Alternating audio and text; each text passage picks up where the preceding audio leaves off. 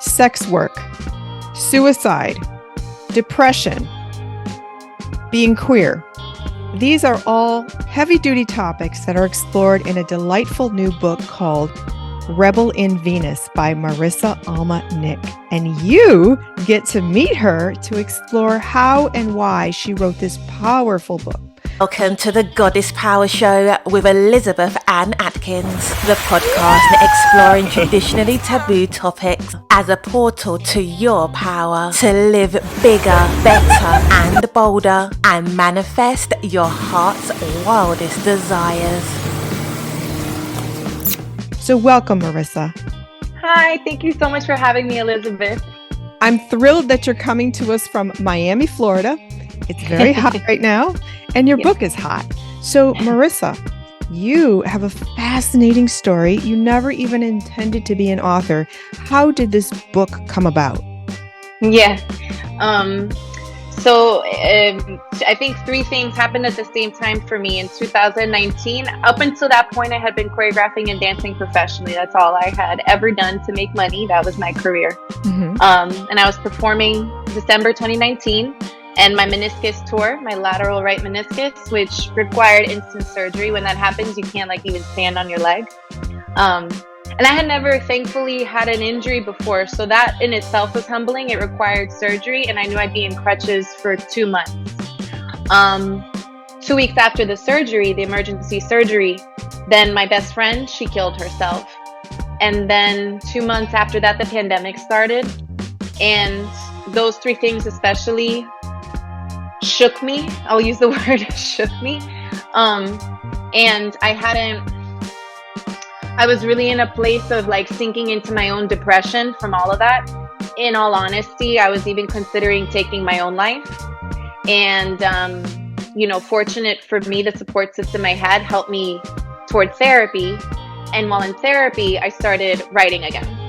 And where I had been writing my whole life, poems, short stories, stage plays and stuff, it wasn't really something that I put my name on or shared with the world. I was like, I'm a dancer. This is what I do.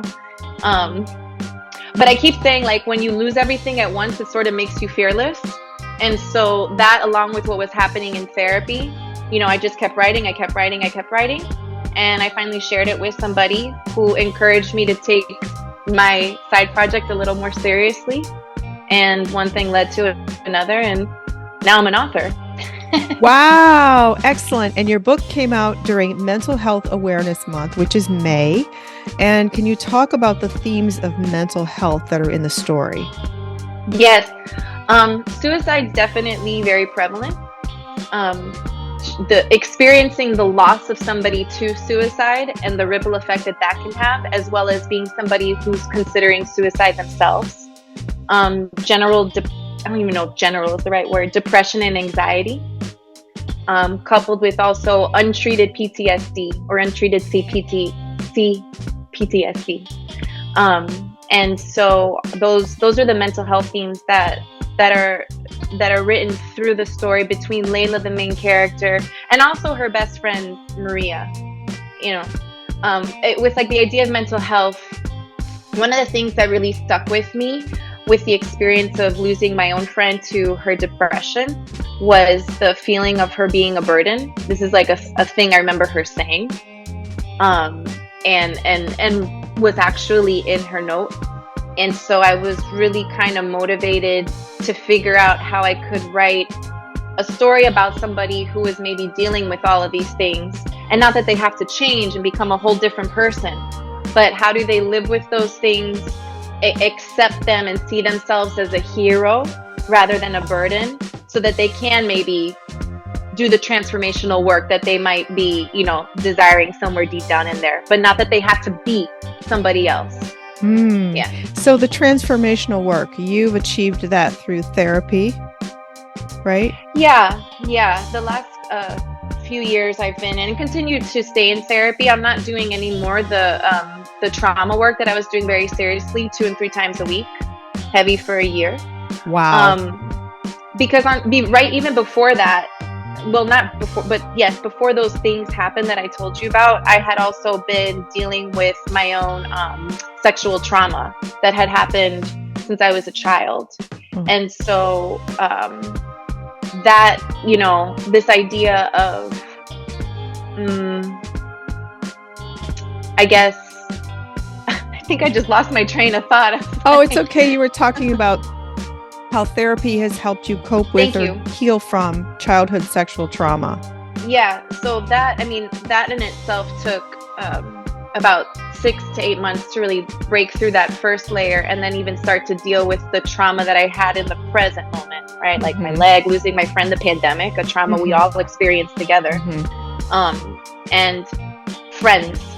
And that's where also, like, I think the heart of Rebel and Venus is this love story between two friends, this platonic, you know, relationship. And the importance of that, I think, like, that's what saved me, that and therapy. And I had this wall up with my friends even before all these things happened. And just, it was shocking how I didn't know I could be so vulnerable with my friends. I didn't know that they were willing to go there with me. You know, and I think that a lot of times right now, especially in our culture, social media and things like that, we're scared to go beyond the surface or how we're presenting ourselves.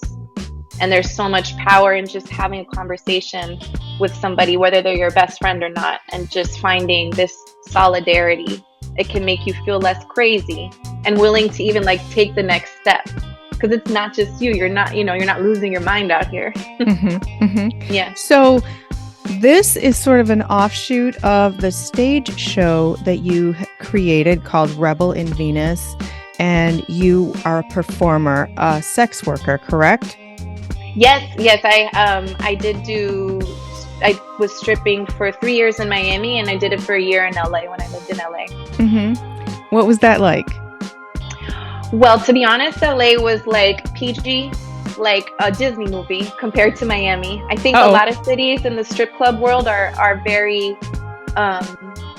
innocent compared to Miami. And so I was even shocked in that experience. You know, in LA, at least at the time, this was like 2007, 2008, you couldn't, like, I think I had to even have pasties. You didn't take your full bottoms off. There no alcohol in the strip club. You know, it was very, like, you know, in Miami, it's like, it even makes Vegas, it's just, Miami is wild, and it's full bottom. It's a lot, you know, just a lot of different type of customers to navigate. And so I felt like I started from the beginning in Miami as a baby stripper. Yeah. A baby stripper. Yes. I had to earn my stripes back. And it's just been something, like, you know, I'm this independent choreographer. I have this dance company. And when I started it, I tried to stay in the box of grants. Like, I figured out if I make this type of work, I'll get the grant. But I wanted to make other pieces, such as, let's say, Rebel and Venus. And this piece that doesn't fit in this, like, academic, artistic, not conservative, but in its own way conservative world of art. And I needed to fund this show. And that's when I got back into stripping again in Miami. And I was like, I gotta fund this show. I gotta pay all the dancers, 10 of them. I gotta do the space, the insurance, you know, what it costs to produce a show, which is never cheap. But I was very determined. So I was like, let's get the money. Wow. Wow, that's fascinating. So, Marissa, tell me, you're navigating all these customers, and it's a whole wild, wild west experience in Miami strip clubs. What do you tell yourself in your head? Because you have this big picture goal in mind to make money for your show, which is powerful. Yeah. I mean, that's what I would think about. You know, I also chose the day shift versus night. And I think also because I'm in Miami, you sometimes get you never have a guarantee of what you're walking out with in the club, no matter what time it is. It's just one day it's a lot and some days it's nothing. But I like day shift because it's more about regulars. I'll be fully honest. It's usually people who are married with family and live in the suburbs, and they have, like, their lunch break to go, like, do their thing. And they don't go out on Friday and Saturday nights, like, they're with their family. And I really appreciated those customers a lot more because they came in, know exactly what they want, what they're asking for. There's very little small talk, overall, right? Overall.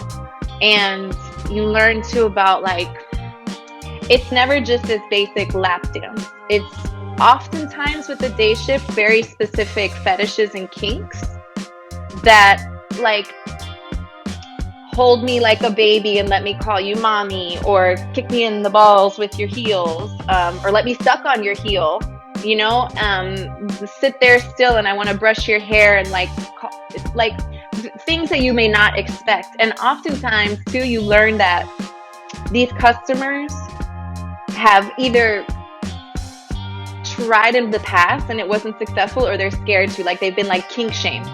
So that was the word. Those were the customers that I tended to really like deal with, which were, you know, regular, consistent. They came in on their Tuesday and their Wednesday during their lunch break, and they like this really specific thing that they're terrified to talk to their partner about because they don't want to be kink shamed.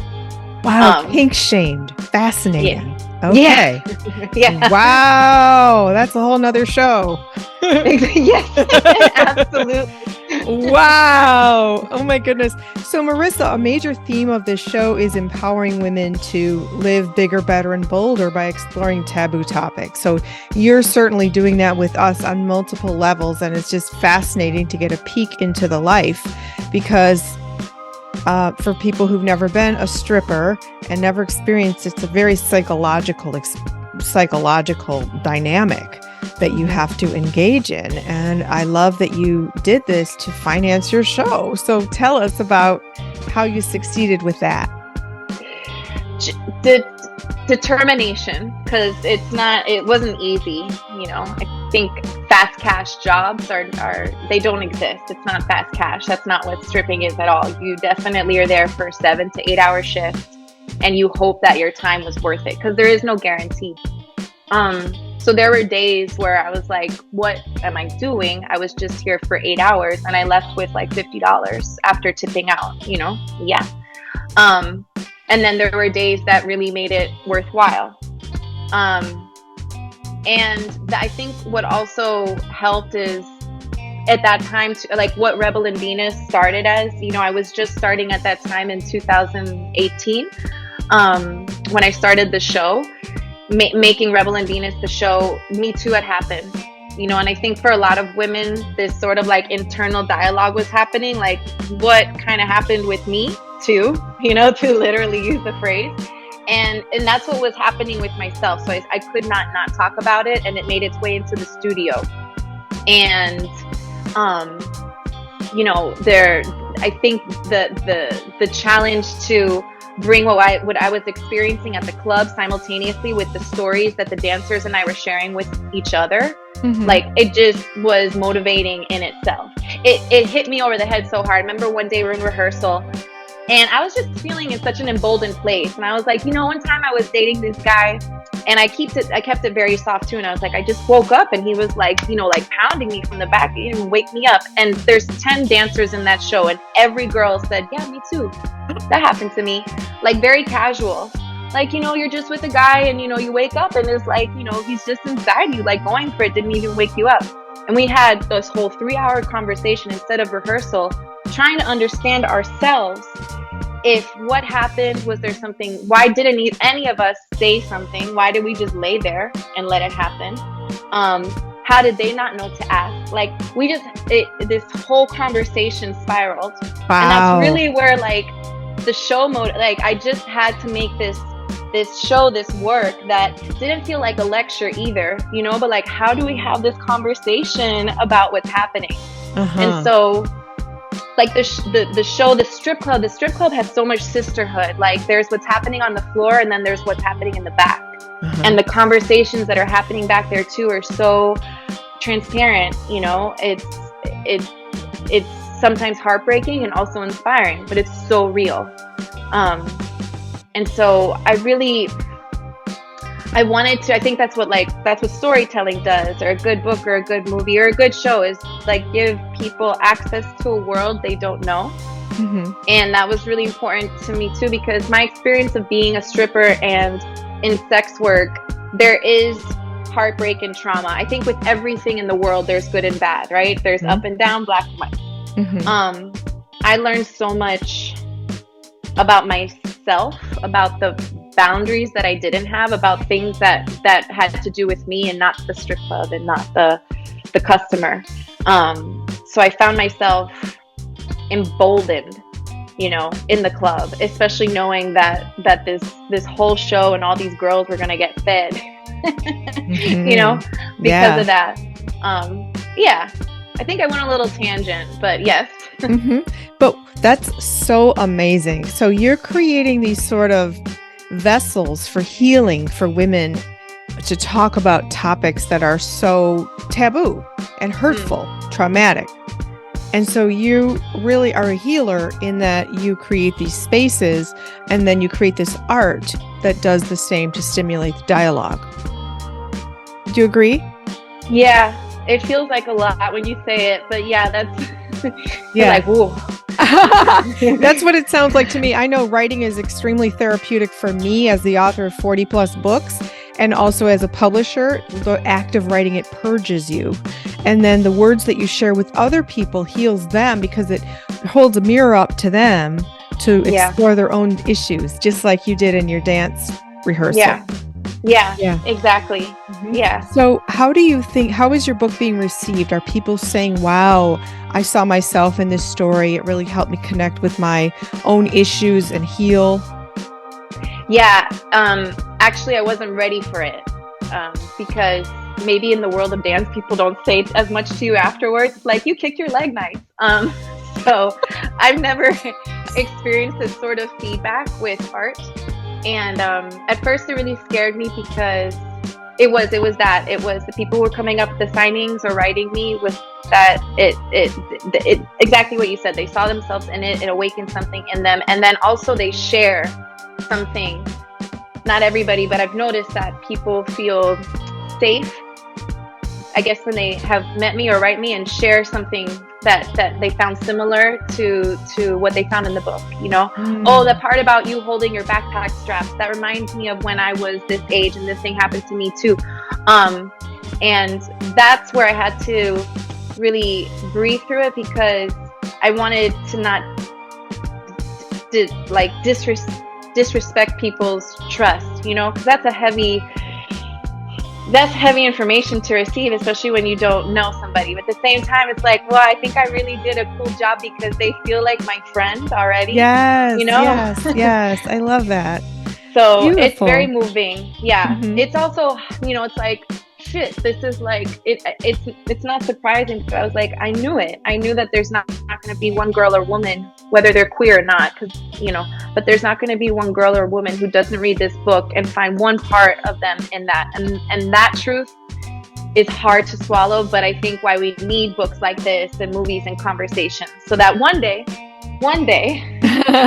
somebody's going to be like, I don't even know what that's like. Wow. Yes. So Marissa, talk about the angle of being queer in this story. How does it play out? Yeah. I think it's my favorite because to me it feels the most fiction because I made Layla queer and as a queer person, it wasn't my story. I never felt immediately empowered by my sexuality, maybe the generation, you know, like it took a lot for me to come to terms and to own it and to put it out, and 3 times over. And Layla, she has so much that she's unraveling and confronting. I wanted her to have this one thing that she just sort of owns. And so the first time you get this experience, that this idea that she is queer, is she's in middle school and she's just talking about her first kiss. And I wanted to focus on the story and not this, I think that it is such a beautiful, valid story that we all, I think as queer people, experience it, that internal battle. And I wanted to give her this kind of path to just own this thing. And so she never apologizes for it. She never sort of questions it. Her best friend never questions her about it either. So I wanted to put her in this world where like queer is okay. On top of that, yeah. Okay. And on top of that, she's not, you know, I was, my queer journey was, I felt like I had to apologize because I'm definitely bisexual, or how you say it now, pansexual. I've dated women, girls, trans people. so I always felt like I had to remove a title and put myself in another box, and where do I belong so that I don't offend these people? It was so much. And so I wanted to also write Layla as a very fluid queer person who just, she's here, she's there, she's dating a she, a he, a they, and she just moves through it. And wow. Yeah. What does that feel like? Amazing. A world that I hope to live in, but it's like, it's where I am now. But I was like, that's why I say it's like the most fantasy part of the book is like, it's the one thing that Layla, she's just like, this is me, you know, we're not even going to talk about it. It's just what I do. Wow. That is so powerful. What an excellent example to show all of us to be that fluid. Yeah, and I think also with girls, with being queer, my experience too, because there's so much about sexual trauma, I wanted it to be clear that these are two different and separate experiences, because a lot of times as a girl, people will say, well, you must be gay because something happened to you, so you just don't like men anymore. And I wanted to be very clear that both experiences can happen, and in two different vessels. They have nothing to do with each other. And so I also really wanted to separate the two in that way. So can you elaborate on that? Because all the gay people I know say they were born this way, like the Lady Gaga song. You just know it as a child that you're gay. Yeah. You just know it. And it's whether it's genetic or whatever, it's not something you learn. It's something that you feel from the inside. Right? Yes. And I think, and then depending on where you are, that thing or how you're raised is the thing that you feel. Does it make you love yourself or ashamed of yourself? Right. And so you have that thing in you from the beginning, but how is it nurtured? Not just, and from the family out, societal, right? And so I think also because as specifically for myself, as someone who's always been, I tend to lean more towards women. I just always have all my immediate first fantasies and crushes, women. And so I always felt like, because of, I think, generational pressure, the conversations that you would hear about lesbians or queer girls on TV and stuff like that growing up, it was because something happened to her. And that always upset me, because something did happen to me at a very young age, and things did happen. But I knew that is not why I sexually am very attracted to women. Wow. And so it was such a battle within, because the conversation wasn't there yet for me or people like me, And so, I always felt born the way I am. But again, it's how do you feel shame about it? And so that's why I said I would like change. Like, I never claimed to be straight. I think from high school on, I was like, I'm very, my first relationship was a girl in high school. I was at a performing arts high school too, and it was funny because even then I felt like shame, and I had a boyfriend so that I could have a cover. So did she. And it was interesting. This is early 2000s at a really liberal arts high school. It was accepted for the boys to be gay, but not the girls. Wow. Yeah. People really leaned in hard on making fun of the girls that they saw kissing or holding hands. So there was like no gay girls out at my high school, but all these boys were out. And I was like, I don't understand why it's okay for them to do it and not us. So wow. It was challenging, and I didn't actually come out to my family until college. Oh wow. And what was the reaction? I'm very lucky that my parents, both my parents grew up with, it's something they had in common. They were both very close with their cousins in the 70s, and they each had a cousin who came out to them. So my identity, and growing up in South Beach where I grew up, I was always around gay people, drag queens, my family. So it's like, that's why I'm like, it's so interesting. It's not always that it's at home, but just the world, directly outside of my house, it wasn't okay for a girl to, walk around holding her girlfriend's hand. You were going to get made fun of, and then I went to Tampa for college, which at the time, Ybor City, now it's colloquially called Gaybor because it's so gay. But when I was there, they had one gay club, Flirt, and you had to go around through the alley and do a secret 7 knock to get let in. Yes, and I remember my girlfriend you would know once you're out of that door, you don't hold hands because it's just, it wasn't safe. The Goddess Power Show with Elizabeth Ann Atkins is sponsored by Two Sisters Writing and Publishing, celebrating and showcasing diverse writers with memoirs, business books, novels, erotic fiction, and monthly writing contests, whose winners get published in international anthologies. Read all about it, along with best-selling books, short stories, and the blog at twosisterswriting.com. You can even apply to publish your book on the Two Sisters Writing and Publishing global platform. Writing is power. Activate it with the power of your pen. Thank you, sponsors, for supporting the Goddess Power Show with Elizabeth Ann Atkins.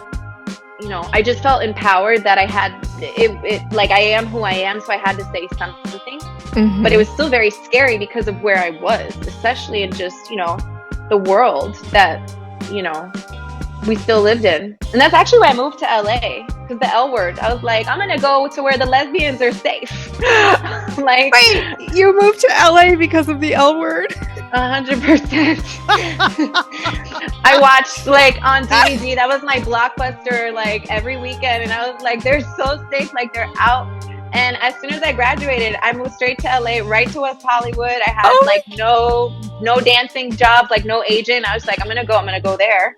And that's exactly why I ended up in LA. Oh my goodness. So did you find a community? Wait, anybody who doesn't know what the L word is, please go on Showtime and watch season 1. And then there's season 2, which is a new generation. But I watched it during the pandemic and I was so depressed when it ended because it was so beautiful. Like this community, the stories, and it's so beautifully written.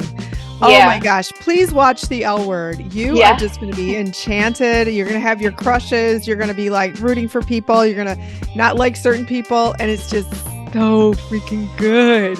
Yeah. Yeah. And at the time there was, I mean, there's still limited shows about all gay women. I think the last one I've seen is A League of Their Own on Prime. And I was like, when I saw that show, I was like, I haven't seen this, like the L word, because it is just about women and most of them are queer. And it's so refreshing. And so it was so impactful. And I found my little gay community in West Hollywood, you know, it was, you know, I did my thing. And so you did find a community, because on the L word, there's this close-knit group of friends. They have this bar, restaurant, club that they hang out at that's owned by some of them. And it's just so awesome. So did you find your place like that? we didn't have like, there was no Planet, unfortunately, but there was Here Lounge. And so like, yeah, I mean like West Hollywood, I kind of stayed on that block the first 6 months and like really actively made friends. So I went, you know, I was all over LA a lot. I was actually a lot in East LA. A lot of the girls that I connected with, like my circle of friends, were all in like East LA. And so I just, you know, it wasn't as insular as the show, which makes sense because you're writing a show, you know, you can't go everywhere. But I felt it was the first time I ever had another gay girlfriend. I never in my whole life had another friend or friends who were gay in my whole life. It was amazing. I really felt like I was like, whoa. Total freedom. Yeah, it was like, because in college coming out, like, I think, you know, I had that opportunity to befriend the people that I was going to the clubs with. And I go danced at Chick Bar, which was like a super, it was a lesbian dive bar.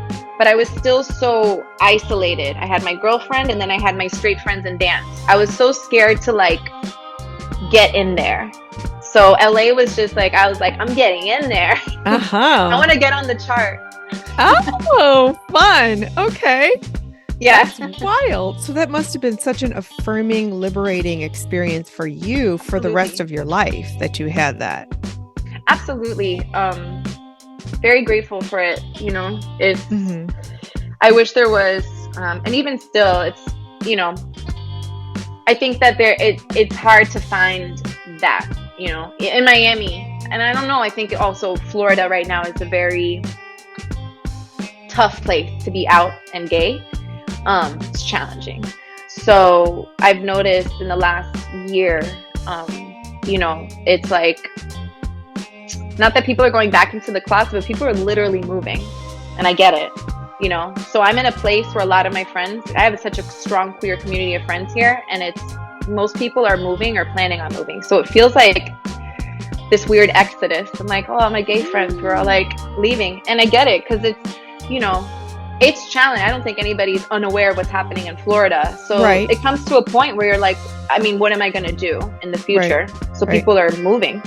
For people who don't know, can you give a real quick summary of Florida right now? Yeah. Yes. There's the drag ban. We have a book ban. We have this race rhetoric, right? Where now we're teaching that slavery was actually a job that you could get paid for. If the drag community is being very targeted. A lot of my friends down here do drag, and it's even that has shifted because the bars, they're fining the bars. So a lot of the bars are doing fundraisers just to have like a fine fee so they can run the shows, and in case they get fined, they'll just have something to pay for it. Oh my goodness. And then there's the conversion school. Like, we are one of the top states with conversion school. There's the Don't Say Gay bill. So in schools, you can't be out. You can't have anything gay. You can't. A lot of two of my friends who are in the school system who are trans were fired.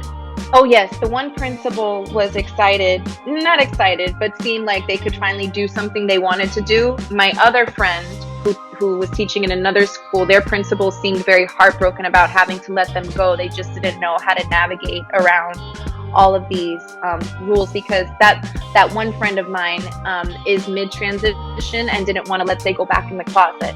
But because of how things are, and she's so active, and her room was filled with so many things, and she's such an ally for like these kids. But the schools are getting defunded if they support certain things. I mean, it's very weird, and weird is this doesn't even cover it. So, you know, two of my friends who have left is because they're in the drag community, and they're so tired of feeling unsafe. When you already are dealing with a sense of feeling unsafe in the world as a drag out queer community, you know, performer, there's only so many weekends that you can take of this. Kids, parents who have kids in school or are thinking about having a kid, you know, it's like, how are you going to send your kid to that school? I know two friends of mine, they're a couple. They decided to move because they didn't know how do they send their kid to school and ask them not to talk about their parents. Oh my gosh, I have chills. Horrible. Yes. So Horrible. This is happening in Florida. Wow, Marissa. So people, and where are they moving to? Right. Canada was like what? A big place. What yes, I city? have another friend, Toronto. Oh. A couple of friends also moved to Mexico City. Two moved back up to New York. It's like trying to chase progression, basically. Chase progression. And they didn't pick the United States, like New York or San Francisco or Atlanta, that have big gay communities. Only one friend of mine moved back up to New York. Yeah. And I'm sure that's like another conversation too. It's like, I think it's like, where's America going for all of us? Oh my gosh. Chills again. Oh my goodness. Wow. Yeah. And Florida is the gay issue, but it's also the race issue. And horrible. Along with that is the women's issue, because oppression of women goes hand in hand with all of that horrific Neanderthal political horror.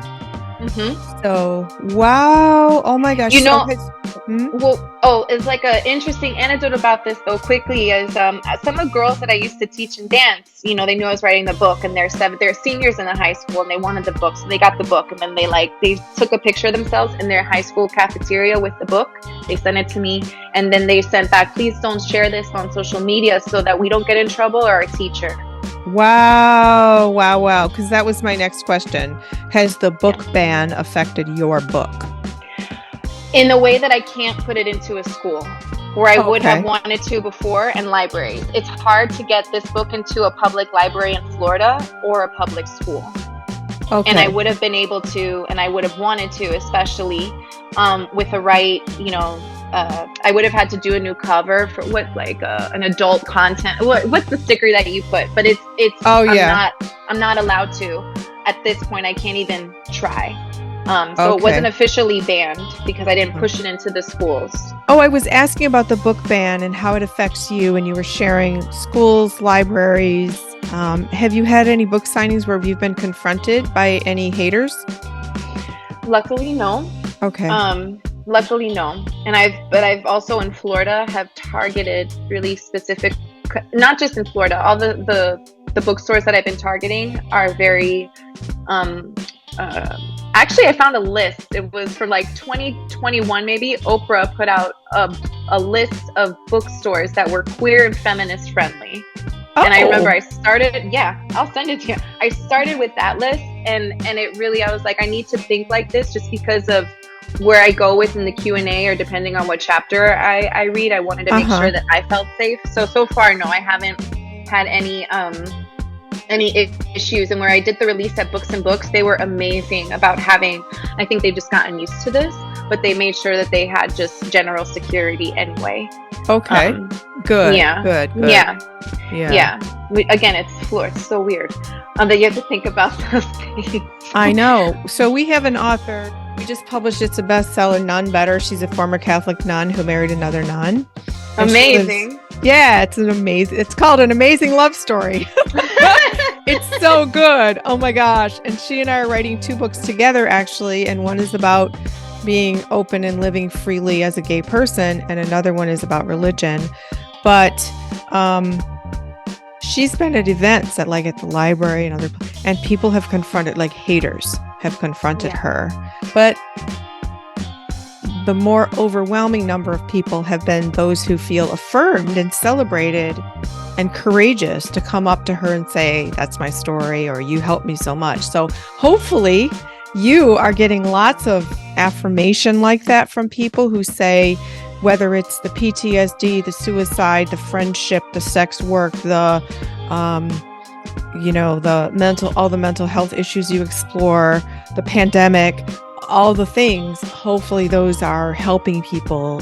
And even though it's entertainment to read a book, it still can have that powerful impact on someone. Do you feel that's accurate? Absolutely. Yeah. And, it's unfortunate that we live in a world where bullying is so encouraged almost, especially behind the screen. And so I imagine too, your friend who wrote this book, you sort of have to know that when you're bringing certain messages into a world that loves to hate, Yeah. So it's you just sort of not hope that it happens, but I think you sort of just anticipate, okay, I know I have a story about abortion. That was the one that really made me nervous. And I almost read it at the release and I did back out because it was what was happening in Florida that week. I don't know. I didn't want to, I didn't want to go there. I just honestly didn't have the courage or strength that weekend. But yeah, overall, it's been really positive. But I know that, it's going to make some people uncomfortable. And when some people are uncomfortable, they tend to get really mad about it. Yeah, absolutely. Yeah. Oh my gosh. Wow. So the abortion story in the book, it seems like sharing these really private things, Marissa, is therapeutic for you. Has it been? Yes, and scary, which it can be therapeutic. I remember there was that moment of, I remember writing and it was I had to be my own writing coach. And I was if this is where we're going, I was you got to go there. You can't hold back. You're either going to go or you're not going to go. You can't brush the surface. And so giving myself permission to do that really helped. And then it was with the show, if I had a bad day at the club, what kept me going was feeding the dancers, with the book, carving myself, pushing myself to be that open. I just kept thinking about somebody reading this and feeling validated, feeling seen. And it's not to say I wrote the book that had to be written, but I always admire artists that said, I made this thing because nobody had made it yet. I didn't hear or see my story yet. Yes. And so I was I want to feel like a hero. I want people like me to feel, so what's going on in there? And yes. So yeah, that was really motivating to allow me to bleed on paper. It was for the sake of other people. I love it. Bleed on paper. Yeah. It's really how it felt like. Never heard that before. That's powerful. Powerful. So do you think you'll write another book? 100%, yes. I started, the universe is hilarious. So like, as this book is coming out, I find out that now my left knee got torn with a meniscus tear. So like, I had this surgery that started this writing journey, and then 3 years later, as it's finally coming out, my left knee goes while performing. And it's been a really a tougher injury. It's required 3 surgeries. And in that moment, I was still on the fence of, what's the word? Imposter syndrome. I was like, I'm not really a writer. I just did a book, and then I'm going to go back to the dance thing. And because I've been forced to sit down again in the initial weeks of like freaking out about this surgery, I, again, gave myself permission and started writing. And it felt right. So I've now finally officially began writing another book. It's going to probably take another couple years. I'm super excited about it. Excellent. And it is. I think sometimes when we try something new, especially when we step into a new lane, that imposter syndrome is heavy. Like I do keep battling that, Oh, talk about what does that mean to you? Well, you have this idea of yourself and this idea of who you would like to be, and sometimes it feels like if you give yourself permission to be that version of yourself that you feel you are, it's like, but it's not real, it's not really me. I'm used to being this way. And part of that even was after therapy. I was like, I'm so used to being dark and broken and hard and angry and defensive. I never imagined that I could be this person that we're talking to right now. Yeah, I love it. Okay. And it's taken me a while to be like, I'm not faking it. This is really me. And it feels like that with writing, especially with dance. There's this, myth about dancers are stupid. It's like a dumb dancer, she can only count to 8. Dancers aren't known to write or have thoughts beyond the stage outside of dance. I know that's not true, but that's usually the thing that you feel from the rest of the world. And again, I've been writing all this time, and I've only ever shared what I've written with so many people because I was scared I didn't have the right to, So there's this thing that keeps creeping up into me. Like I said, like, I'm not supposed to be writing. I have a degree in dance. Like, what are you even doing? And I think therapy and friends, and also, I don't know if I can say this, but you're just like, fuck it. I got one life to live. I might die tomorrow. And like, I got to do the thing that makes me feel good. And that's what's wild. I've been dancing my whole life, and I haven't felt this surge of energy and peace with dance that I feel with writing. And owning that is also an interesting journey as well. So that's where I'm at. I love that. That's the mic drop moment of this interview today. I love that so much. And writing your book was an integral part of helping you get to that space. Oh yeah. Absolutely. And giving myself the time, I don't know if everybody's like this, but 3 years to work on something is the longest I've ever given myself to work on something. I usually feel like I have to turn out a new show every 6 months or I'm not relevant anymore. And I was just like, so much had happened to me that I didn't rush it. And it feels nice to whatever that is, find your pace in life. This is where I'm supposed to be, here, now. Awesome. Wow, Marissa, this is powerful. I am so excited that you've shared all this really powerful insight with us and our listeners and viewers. And I wish you the absolute best. Do you have any words of wisdom for people who are tuning in right now about your story and how it can help them? Don't give up on falling in love with yourself, even if it takes you your whole life. Woo! Don't give up on falling in love with yourself, even if it takes your whole life. Wow. I hope you put that in your book somewhere. It'll be in the next one. Oh my God. That should be like an epigraph. At the beginning of the book, there's one little quote on a blank page with your hand. Yeah. I think we just started writing my second book. Well, I'm a book coach and a publisher, so. I know. I know that. No, I know. That's called creative synergy. It's where that energy of your energy, my energy, is like, whoosh. Yeah, I love it. It's perfect. Awesome. It's that magic you're going to take to Dinah.